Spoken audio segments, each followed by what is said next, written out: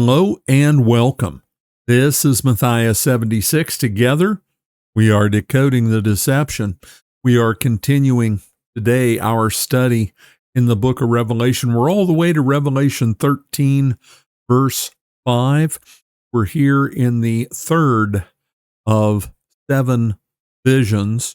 And do remember, the largest part of the book of Revelation is broken up into 4 sets of 7. We've got 7 seals. We've got 7 trumpets. We've got 7 visions. Next will come 7 bowls. Okay, and that is where we are. Pop this up here. So this is our big picture of the book of Revelation. And the thing I'd like to just remind us of, zoom in on it, this image of the gem in the hands there that's being looked at, examined. You can turn it and see it from different angles. It's still the same gem, but from different angles it appears differently. And so with that, that is our understanding that we're operating with here with the sets of 7. Each of the sets of 7 talk about the history of the church. History of the church. The church specifically being defined within time from Jesus' resurrection until his return. Here we've got the 7 seals, 7 trumpets. We're in the 7 visions. Next comes the 7 bowls. All of these, all of the sets of 7, all end with the same thing, the judgment of the world and Christ's return. So it is important as we look at the book of Revelation. You can come with all kinds of different takes on this vivid picture imagery, this fantastic literature that we have set before us, but it needs to hold together. It needs to be cohesive. And this view of the different sets of 7 is cohesive. It achieves that. Looking at the 7 visions, we had the first vision, which is the woman and the dragon, and that's the narrative of the coming of Christ and his ministry, all there in that one vision. We have Satan being cast out of heaven because of Christ's victory, Satan the accuser. It is an office that he held. He accused the saints. He was the one, the prosecutor. In the council of God, he was the prosecutor. Since the sins of all have been forgiven, there is nothing left for Satan to accuse people about. And so he was cast out of heaven, cast down to earth. Woe to you, because he's come down to you. Then we have, after Satan has come down to earth, he's pursued the woman, and then he goes after her offspring. That is how the 12th chapter of the book of Revelation ends. And remember, the woman is the church. The woman is the church. Don't get hung up thinking it's Mary, whatever else. It is the church that was the vessel, if you will, through whom God brought about his plan of salvation and brought his Messiah, the Savior, into this world. Then the woman continues on because the woman is the body of believers, the collective of believers. Satan tried to wipe her out and it didn't work. And then, and we talked about in that video how really what we see there is a good bit of what the book of Acts talks about and the conflict that was going on. Satan really thought he could rub this thing out right there in its infancy, but it didn't work out. And so what does he do? He goes and he stands at the shore of the sea, that sea that represents chaos, evil, all of those things. And out of the sea comes the beast. So there are 2 beasts, talking a lot about the beast system, etc. There are 2 beasts. The first is the beast from the sea. The second, which we have not gotten to yet, is the beast from the earth. So this is what we're talking about right here, right now, the beast from the sea. We're going to read just the first verses again, because it's not that much. They're very dense as far as their content. A whole lot packed in here with these images. That's the other advantage of picture imagery. If you say lion, Jesus is the lion of the tribe of Judah.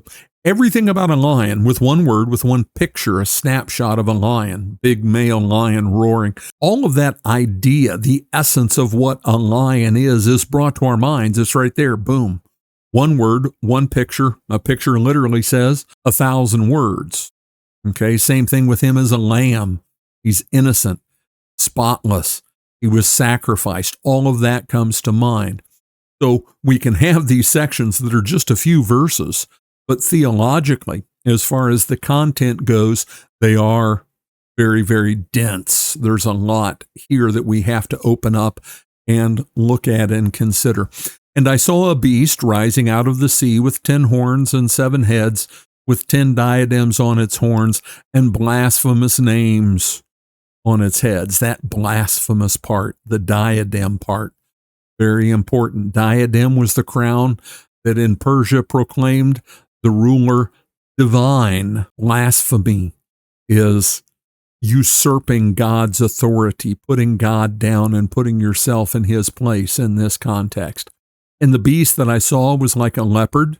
Think Book of Daniel, chapter 7, was like a leopard. Its feet were like a bear's and its mouth like a lion's mouth. And to it, the dragon gave his power and his throne and great authority. We're coming back to that one. That's huge. And we didn't talk about it much last time because it goes best with what we're going to talk about today. One of its heads seemed to have a mortal wound, and its mortal wound was healed, and the whole earth marveled as they followed the beast, the Rome that never died. Get that concept in your head. Rome didn't die. Rome didn't die. It went underground. It came back as the Vatican, the city of London, the 1 mile square, city of London, and Washington, D.C. All three of those are city-states. They are independent political entities. Washington, D.C. is not part of the United States of America. It's insane, but it's true. Same thing with the Vatican, not part of Italy. Same thing with the city of London. It is not part of the British Empire, and it can be argued. It is hard to argue against the fact that those three centers of power rule this world. Rome didn't die. It had a mortal wound. Everybody thought it was gone, but it wasn't. Look at the architecture and look at the way things are done.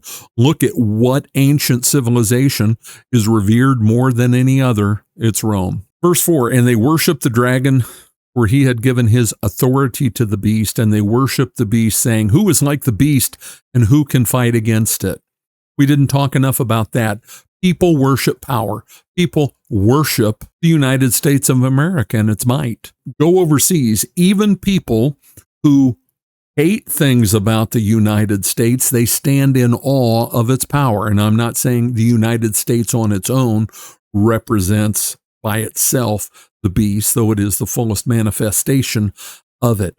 People love power. People love a winner. People love authority. People don't want to stand up against a mighty juggernaut that cannot be stopped. They worship it. They admire it. We'll talk more about that. And where does that authority and power from whence? From whom does it come? And the beast, verse 5. This is where we're actually starting our lesson for the day. And the beast was given a mouth uttering haughty. Francis Loyola and the Jesuits, this guy is their patron saint. It's how they control the world. It's how they manipulate it. What we're familiar with is this Hegelian dialectic, but that is the marching orders. That is the how do you do this part of his philosophy. The core of his philosophy is here. The march of God. The march of God. When they, and I've got a large G there. It's he wouldn't think of that as a large G. It's not God as you think of it. The march of God in history is the cause of the existence of states. Their foundation is the power of reason realizing itself as will. Okay? And we read this and we go, what exactly does that mean? And I recall many nights in college where I was a philosophy major having headaches trying to figure out these guys, and they could talk on and on and on rather than just coming right out and say it. But when they come right out and say it, you want to understand what this means? We go here. This is what he was saying. The state is the absolute reality. And the individual himself, you, me, your neighbor, has objective existence, truth, and morality only in its capacity as a member of the state. You are a cog. You don't matter. You don't matter. You exist to advance the will of God that is the state. So when you see these people who think they're above the law, they are above the law. They use the law to control you. That is exactly the way they think. When you wonder how they can be so heartless, so cruel, when you really understand the nature of warfare and how it has been used, not only in ancient history, but almost more diabolically in more modern history, the callousness of the expenditure of blood and lives and the compounding of suffering and misery, and they don't care. They know exactly what they're doing.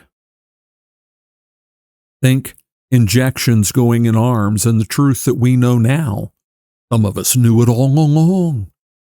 But they knew exactly what they were doing. They're not waking up and going, aha, no, they're just throwing a tennis ball in the other direction so that the golden retriever chases after that one instead of focusing on this one, the reality of what they did in the pandemic. They're diabolical. They think that they are God, and they know the God of this world whom they serve and what they're about.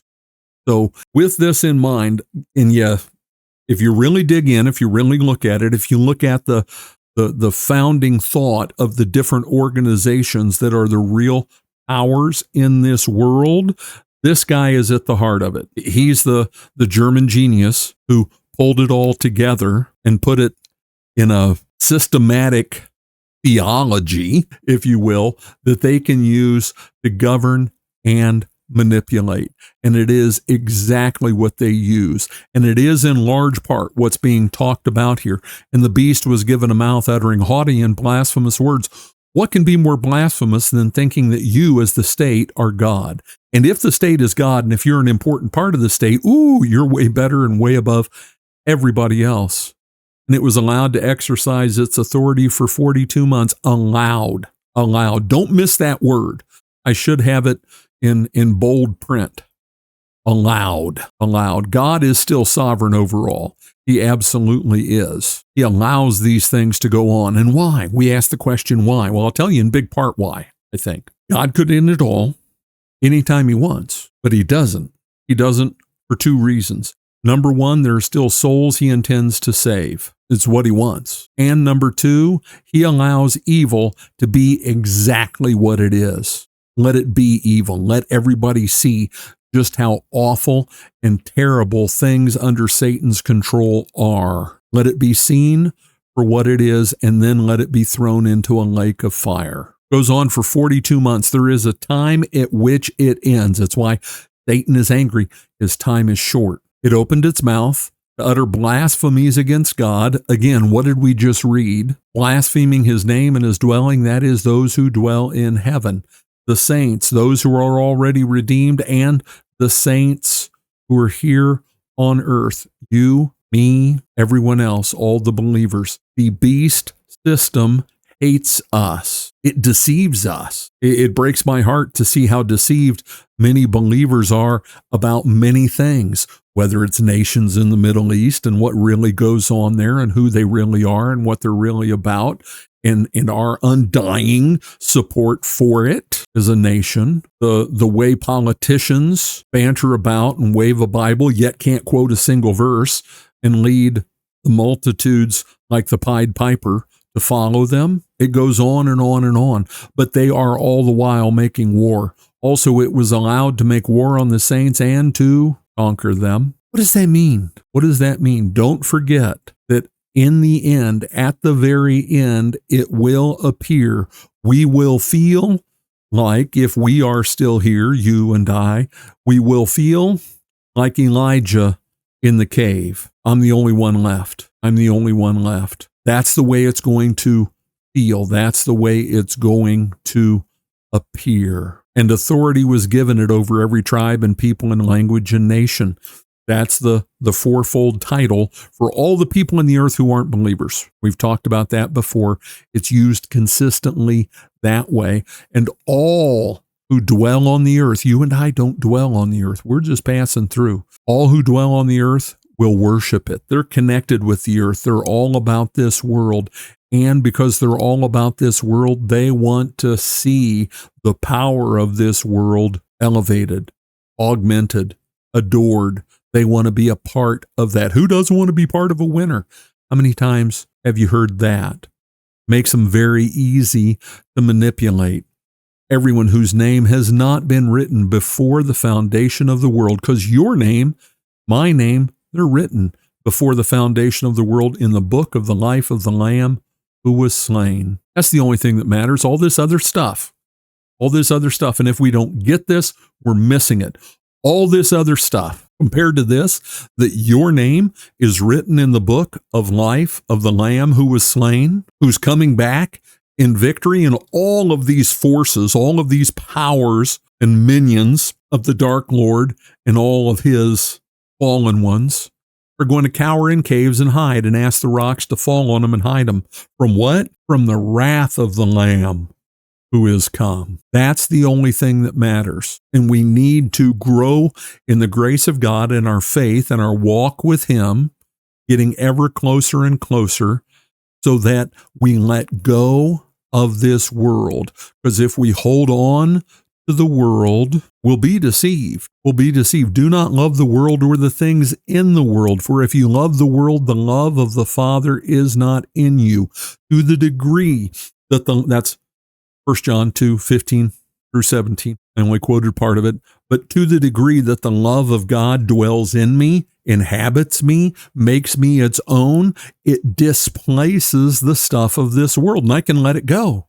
Don't need it. I got all this good stuff. I got this. My name's written in the book of the Lamb. I've got life even in the midst of all this. I've got life, and I've got it to the full because I'm with him, and I know that, and nothing in all creation can separate me from his love. I've got all of that. And so I can say, and I can hear this said, because this is being talked about us. If anyone is to be taken captive, to captivity he goes.